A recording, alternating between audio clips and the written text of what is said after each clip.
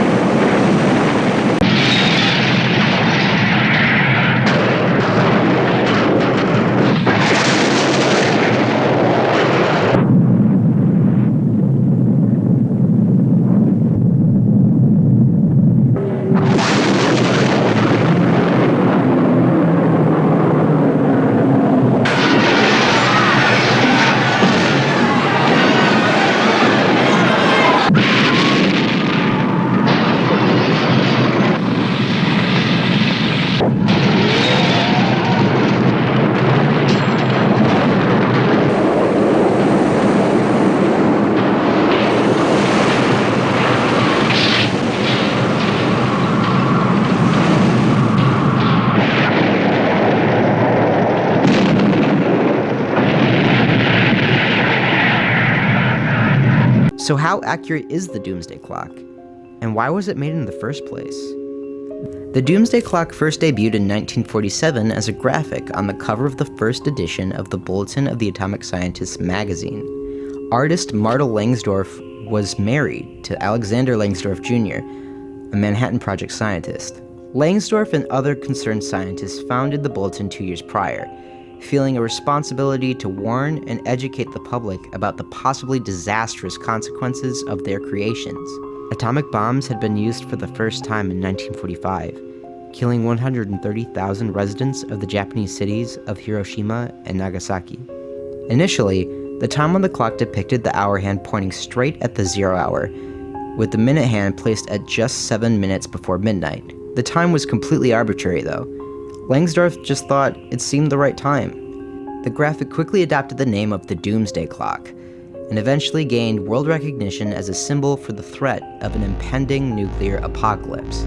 Since 1947, the Bulletin has regularly adjusted the clock face when they perceive a change in threat level. In 1949, the Bulletin set the clock to 3 minutes until midnight due to Soviet Union nuclear testing. Truman's dramatic announcement that Russia had the atom secret.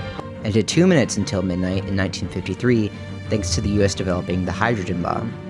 But a decade later, the clock turned back to 12 minutes before midnight, thanks to the US and Soviet Union ending atmospheric nuclear testing. A milestone in '63. East and West banned the testing of nuclear weapons in the atmosphere. The minute hand has continued to fluctuate through a range of minutes before midnight since then, from 7 minutes till in 1968 thanks to Vietnam, to 10 minutes till in 1972 at the signing of the first Strategic Arms Limitation Treaty. This is not an agreement which guarantees that there will be no war.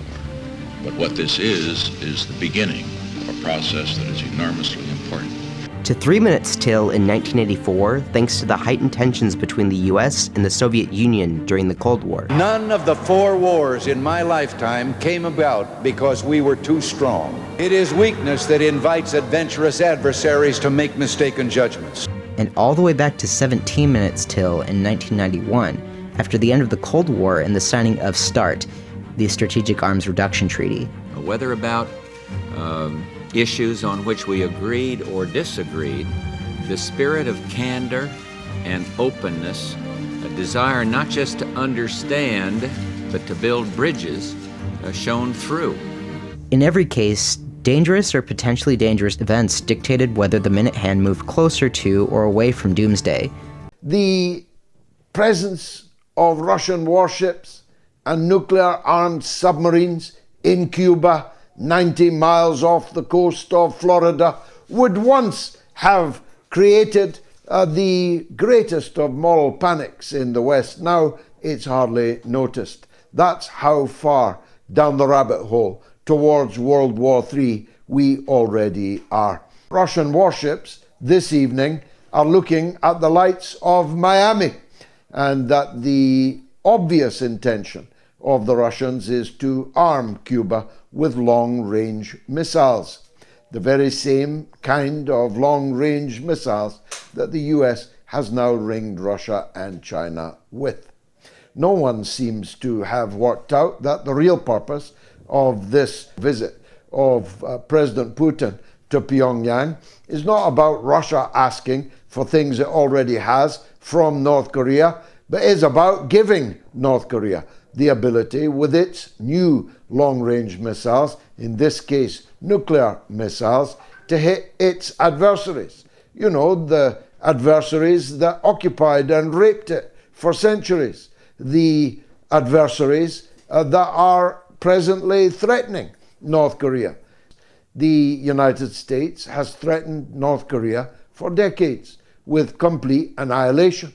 The United States invaded Korea and killed 1 in every 5 Koreans.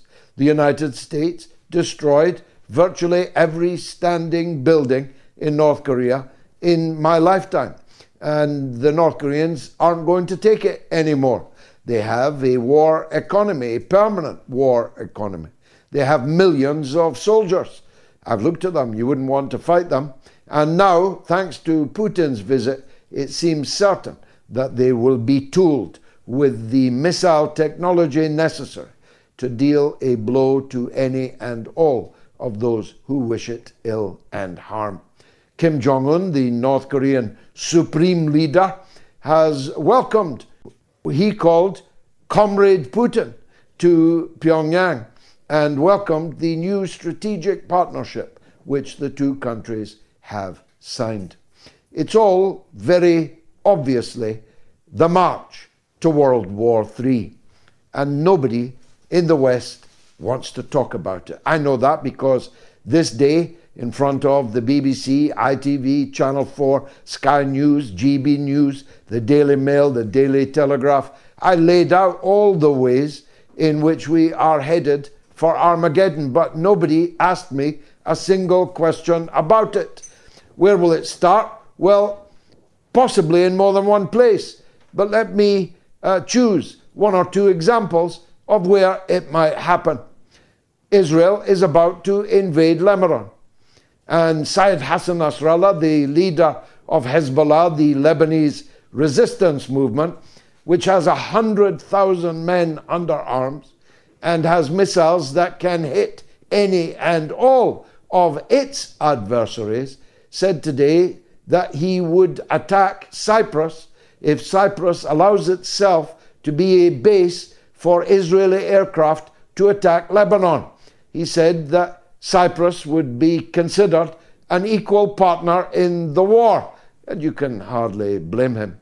There are British military facilities on Cyprus in a sovereign base in Akrotiri that are already involved in the war in Gaza. British aeroplanes, Royal Air Force aeroplanes, are flying spy missions for Netanyahu's targeters in the now 8 months of slaughter in Gaza. British aeroplanes are frequently arriving in Israel. Israeli airplanes are frequently arriving in Britain. And nobody, least of all the members of the British Parliament, are allowed even to ask, never mind get an answer to those questions. We're forbidden to ask what these aircraft are doing, what they are carrying, and to what extent do they mean we are now deeply involved in what the ICJ has described as plausibly being a case of genocide, the greatest, weightiest crime in the canon. And Syed Hassan today didn't just threaten to wipe out Cyprus, he threatened to invade Israel. The invasion of Galilee, holy place, might be running with blood soon. They have said that they will hit every target and every target behind every target, and the maximum targets behind that, by which they mean Israel's nuclear weapons facilities at Dimona. That's the facilities they have never admitted that they have. That's the facilities that house hundreds of illegally acquired undeclared, uninspected nuclear weapons. And then we're in World War III. That's Armageddon. I've been in Armageddon. It's a real place. And it's not far from Gaza. It's not that far from the Lebanese border. And we might all be heading for it, metaphorically speaking, over the next hours, days, or weeks. Not any longer than weeks, I'll warrant. That's one place that World War III may very well erupt because, of course, the United States will enter the war. Britain will enter the war on behalf of Israel against Hezbollah, which will be defending its own territory from Israeli invasion. And if the US and Britain and others that have their naval assets in the Mediterranean attack Lebanon on behalf of Israel, who will attack them? And if that somebody is Iran, we must presume that the Americans and so on will attack Iran. And if they attack Iran, who will attack them? We must assume that North Korea, Iran, Russia, China will not sit by quietly while Iran is attacked by the United States. You see where I'm going with all of this? And that's only one of the pathways to Armageddon. The other, of course, could be the supplying of these long-range American weapons, NATO weapons, which could, of course, be nuclear weapons. How can the Russians know if the missiles are coming towards them, whether they're nuclear tipped or not?